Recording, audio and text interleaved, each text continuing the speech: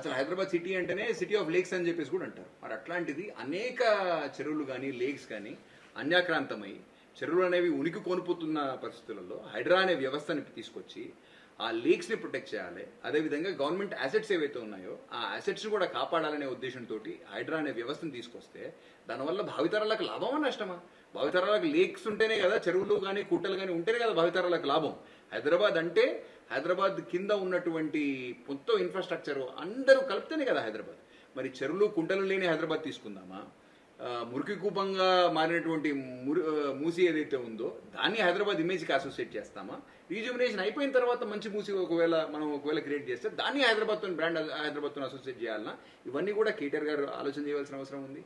అనవసరంగా ఒకవేళ పొరపాటు జరిగి ఉంటే పొరపాటు జరిగిందని చెప్పేసి ఒప్పుకోవచ్చును. దానికి సంబంధించిన రెమెడియల్ మెజర్స్ ఏంటి సంగతి law will take its own course కదా.